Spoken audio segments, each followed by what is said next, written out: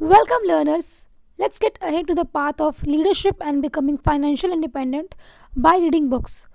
तो आप सभी का ओपन हार्टली स्वागत है इस छोटे से यूट्यूब चैनल पर जहां हम आपकी सक्सेस का रास्ता किताबों से ढूंढने का प्रयास करते हैं। तो हमारी आज की बुक है rich dad and poor dad by Robert Kiyosaki.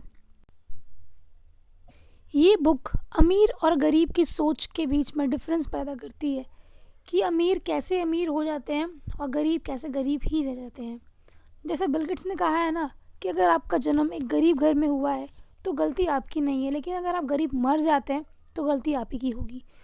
तो कहीं ना कहीं आपके इस थॉट को मैं इलेबोरेट करना चाहूँगी इस बुक के द्वारा, जिसका नाम है rich dad and poor dad. ये बुक जिसके ऑथर रॉबर्ट कियोसाकी हैं, उनके असली पिता जो कि पुअर डैड हैं वो एक गवर्नमेंट एम्प्लॉय थे, टीचर, जिन्होंने अपनी ग्रेजुएशन मात्र 2 साल में ख़त्म कर दी थी। लेकिन उनके रिच डैड जो उनके बेस्ट फ्रेंड माइक के फादर हैं वो तो 8 तक भी पास नहीं कर पाए थे। तो इस बुक के द्वारा हमें रॉबर्ट ये बताना चाह रहे हैं कि जो सोच होती है ना अमीर और गरीब की, उसमें बहुत बड़ा डिफरेंस होता है कि पुअर मेंटालिटी क्या होती है और रिच मेंटालिटी क्या होती है। तो उन्होंने पहले स्टार्टिंग की अपने पार्टनरशिप से। तो क्या करते हैं दोनों कि जब उन्हें फील होता है कि हमारा जो स्कूल है वो काफ़ी बड़ा है लेकिन हम यहाँ पे सूटेबल नहीं है क्योंकि हम गरीब घर से आते हैं। तो जो बच्चे होते हैं, जैसे कि अब उनके जो फ्रेंड्स थे, जो उनका फ्रेंड सर्कल था, वो आपस में पार्टी को एंजॉय करता था, पार्टी को थ्रो करता था, लेकिन इन दोनों को कोई इन्वाइट नहीं कर पाता था क्योंकि ये दोनों एक गरीब फैमिली से बिलोंग करते थे। ऐसा लगता था रॉबर्ट को, ये रॉबर्ट की खुद की सोच थी। लेकिन दोनों बच्चों की क्यूरियोसिटी ने उन्हें कुछ डिफरेंट करने के लिए फोर्स कर ही दिया। तो दोनों बच्चे निकलते हैं और सोचते हैं चलो आज तो कुछ इसका सॉल्यूशन निकाल के ही रहेंगे।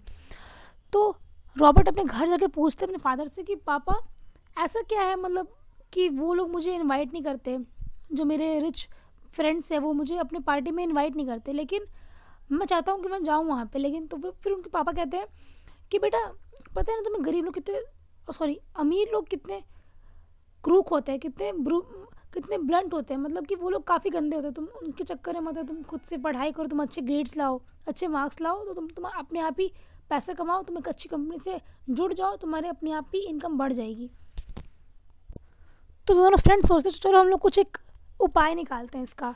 दोनों मिलके टूथपेस्ट के जो उस टाइम में मिलता था वो अपने अगल बगल में नेबरहुड से जाके सबसे टूथपेस्ट जुटा लेते हैं और कहते हैं ना चलो इसको कुछ करते हैं। तो वो लोग खुद की पार्टनरशिप जो उनकी होती है वो फेल कर जाती है किसी ना किसी वे से, लेकिन उनका ये जो फेलियर था वो उनको सिखा देता है। वो ये सिखाता है कि अर्निंग का मतलब है प्रोडक्शन। तो इन सब चीज़ों को देख करके जो पुअर डैड होते हैं, मतलब जो रॉबर्ट के फादर होते हैं, खुद के उनके ब्लड वाले फादर होते हैं, वो क्या बोलते हैं कि बेटा तुम जाओ, माइक के जो डैड है ना वो रियलिटी में बिजनेस मैन है, वो रियल में अमीर है। लेकिन माइक कहता है कि अंकल नहीं, मेरे पापा तो गरीब हैं शायद, क्योंकि हम लोग हमारे पास एक अच्छी गाड़ी नहीं है, हमारे पास एक अच्छा घर नहीं है, लेकिन हम गरीबों की तरह रहते हैं। तो कहते हैं नहीं बेटा, तुम्हारे जो पापा है ना वो काफ़ी अच्छे लेवल का बिजनेस करते हैं, वो उनको ही पता है कि अमीर कैसे बन सकते हैं। तो दोनों प्लान करते हैं, जाते हैं माइक के फादर से मिलने के लिए। माइक के फादर काफ़ी बिजी इंसान, एकदम उनका जो घर था, छोटा सा घर, जब उनकी एंट्री होती है रॉबर्ट की, तो रॉबर्ट देखते हैं कि उनके घर में छोटा सा एकदम टूटा सा गेट था। गेट जो था वो मतलब गिरते गिरते ही बच रहा था, गिरने ही वाला था।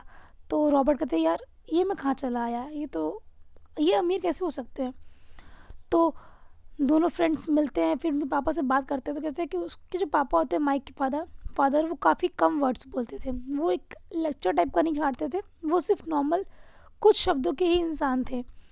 क्या पता शायद यही उनकी बातें उन्हें रिच बनाने के लिए काफ़ी थी। फिर दोनों बच्चे पूछते हैं माइक के डैड से कि uncle what is the way to become rich, मतलब कि रिच या अमीर बनने का रास्ता क्या है। तो वो कहते हैं ऐसा करो, तुम मेरे लिए काम करो, तब मैं तुम्हें कुछ सिखाऊंगा। मैं तुम्हारे स्कूल की तरह नहीं हूँ जो तुम्हें लेक्चर दे दे या फिर झाड़ दे या फिर कुछ समझा के घर भेज दे, मैं उनमें से नहीं हूँ, तुम मेरे लिए काम करना पड़ेगा तुमको। तो बोलता है अच्छा ठीक है। तो वो उनकी डील पक्की होती है 10 सेंट्स पर आवर पे। तुम अपने वीकेंड पे मेरे ऑफिस में आना, वहाँ पे काम करना, तुम्हें पर घंटे के मैं 10 सेंट्स दूंगा। सेंट्स मतलब वहाँ की करेंसी का नाम है। दोनों बच्चे काम पे लग जाते हैं। अपने वीकेंड को छोड़ के, अपने फेवरेट फुटबॉल मैच को छोड़ के दोनों बच्चे काम में लग जाते हैं। खैर, काम करते करते उनको कुछ 3 हफ्ते बीत जाते हैं। लेकिन एक दिन ऐसा आता है कि रॉबर्ट का गुस्सा फूट पड़ता है। वो कुछ ना कुछ अपने घर से भी सुनते आ रहे थे कि तुम इतना काम कर रहे हो, तुम्हें इतना कम पैसा मिल रहा है, तुम अपने रेज़ को बढ़ाओ, अपने जो तुमको मिल रहा है ये पैसा उसको और रेज़ करवाओ। अपने जो ये चाइल्ड लेबर के अगेंस्ट में जा रहा है, सारा रूल्स जो है तुम्हारे चाइल्ड लेबर के अगेंस्ट में जा रहा है। तो अब सोचते हैं रॉबर्ट की छोड़ो यार ये फालतू की नौकरी वोकरी, मुझे जानना है, ये कुछ सिखाते तो है नहीं ये इंसान, ये बहुत ही मेरे पापा सच कहते हैं कि जो रिच लोग होते हैं बहुत गंदे होते हैं, बहुत एरोगेंट होते हैं। तो इसी गुस्से में जाके वो ये सारी बातें माइक से कहते हैं कि माइक देख यार, जो तेरे पापा है ना वो हमें ना हमारा यूज़ कर रहे हैं, हमें एक्सप्लॉइट कर रहे हैं। तो कहीं ना कहीं चलते हैं हम लोग उनसे ये बात करते हैं। मेरे पापा ने ये बात सारी कही है मुझे कि जो तुम्हारे फादर हैं वो चाइल्ड लेबर के रूल्स के अगेंस्ट में सारे काम कर रहे हैं। तो दोनों फ्रेंड्स कहते हैं, तो माइक कहता है कि मेरे पापा ने तो पहले ही कहा था ये सारी बातें कि तुम फ्रस्ट्रेट होने वाले हो, तुम्हें गुस्सा आने ही वाला था। तो खैर जाते दोनों मिलते हैं। फिर सैटरडे की लंबी लाइन में उनके लिए वेट करना पड़ता है। उनके पापा तो पता ही था पहले से आपको काफ़ी बिजी इंसान थे। तो काफ़ी घंटों की देर के बाद रिच डैड यानी कि माइक के फादर उन्हें मिलते हैं। तो वो कहते हैं कि तुम्हारा जो गुस्सा है ना एकदम सेम मेरे एम्प्लॉयज़ की तरह है।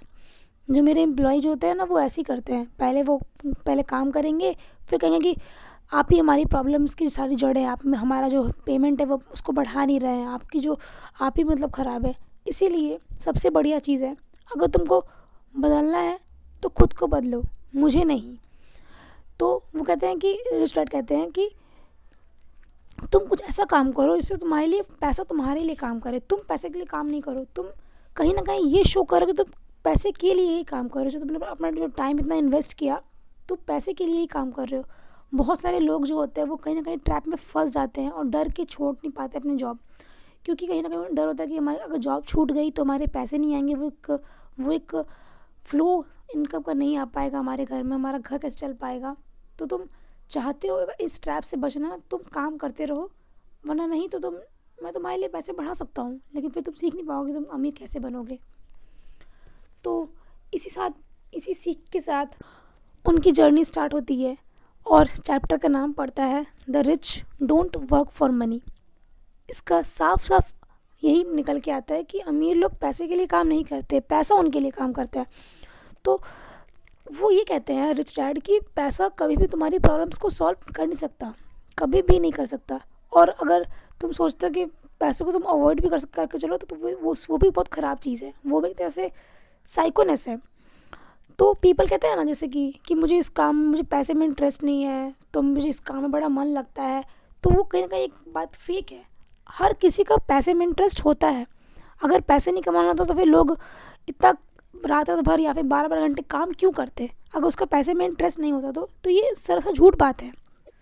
इसके बाद वो एग्जांपल देते हैं एक गधे का कि एक गधा होता है जिससे उसका मालिक काम करवाता है। क्या करता है वो उसके मुंह के सामने एक कैरेट कट लटका के और उसके ऊपर बैठ जाता है, जिससे कि उसको जो मालिक है वो सामान ढोने में काफ़ी आराम से अपना काम निकलवा लेता है। तो कहीं ना कहीं जो इंसान होते हैं ना, जिसकी जो गरीब का मेंटालिटी होती है वो कहीं ना कहीं यही होती है कि बस अपना काम करो और बस निकल लो, और तुम समझो ही नहीं कि मनी कैसे वर्क करता है। तो ये सोचो कि रिच की सोच यही होती है कि मनी उनके लिए काम करता है, वो मनी के लिए काम कभी नहीं करते। तो उस गधे की कहानी से रिच डैड ये प्रूफ करते हैं कि जो पैसा वो जैसे इल्यूजन है, वो कभी भी रियल नहीं हो सकता। और हिस्ट्री ने ये चीज़ प्रूफ कर रखी है कि अगर जब डिफरेंस होता है ना, जिसके पास है और जिसके पास नहीं है, तो वो काफ़ी बड़ा हो जाता है, वो सिविलाइजेशन हमेशा कोलैप्स कर जाती है। इसीलिए अपने इमोशंस को यूज़ करो कि तुम उस पर कैसे कंट्रोल पा सकते हो, या मनी पे तुम कैसे कंट्रोल कर सकते हो। मनी एक जैसा इल्यूजन है, तुम्हें वो खींच रही है अपने तरफ कि तुम आओ मेरे लिए काम करो, लेकिन तुम्हें रुक कर सोचना है। भगवान ने कितना अच्छा दिमाग दिया है, तुम सोचो उसके बारे में कि पैसा तुम्हारे लिए कैसे काम कर सकता है, तुम क्या कर सकते हो जिससे तुम सोच सको कि तुम्हारा रिच की तरह एक सोच हो जाए।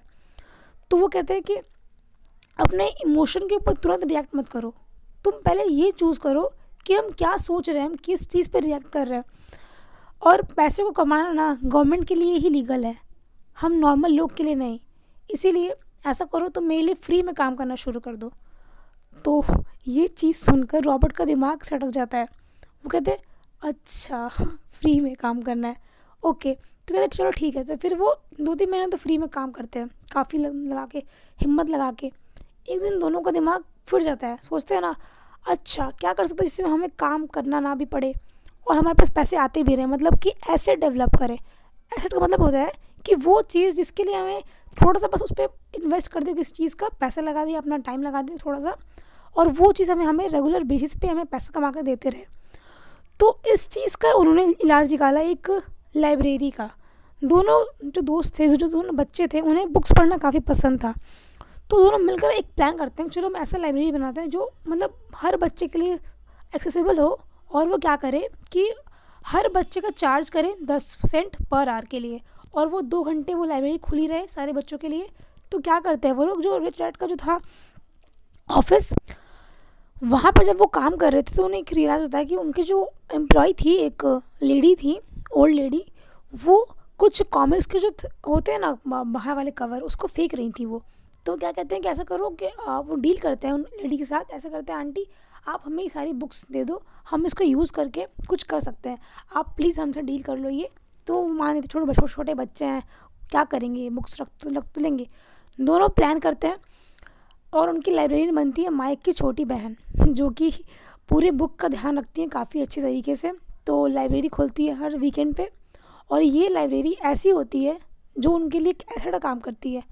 लाइब्रेरी में जो लाइब्रेरियन थी छोटी बहन माइक की, वो काफ़ी अच्छे से ध्यान रखती थी, वो उनके एक तरह से उनके एक एम्प्लॉय की तरह काम कर रही थी दोनों के लिए।